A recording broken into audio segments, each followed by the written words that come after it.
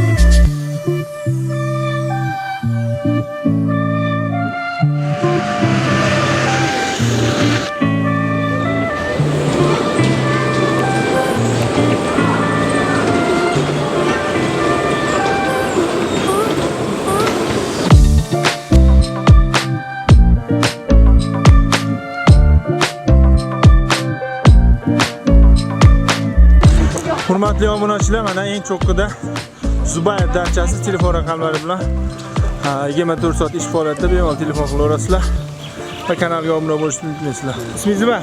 Sardor. Sardorbek, administrator.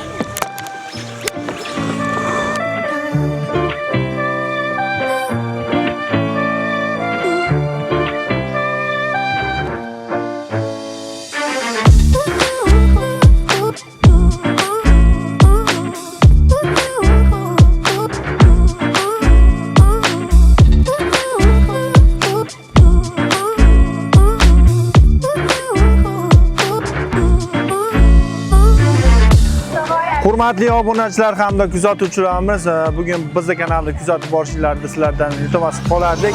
Bugun Imom Ota ziyoratgohini eng diqqatga sazovor joylarini sizlarga ko'rsatib o'tamiz. Bu yerda toza havo, tangada degandek juda ham manzaraga boy tog'lar, o'yingohlar, dachalar, so'rilar, basseynlari bilan bilyardli sizmi xullas hamma sharoit mavjud ekan. Bemalol kelaverasizlar.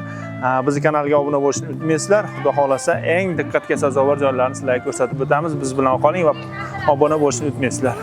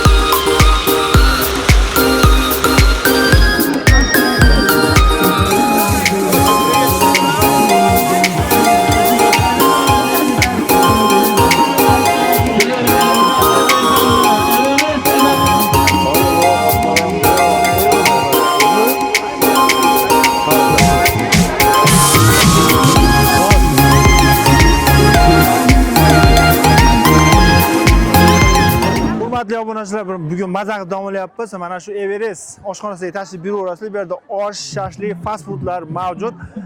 24 soat xizmatlarda oshlari, shashliklar juda ham mazali, hamyonbop narxlarda.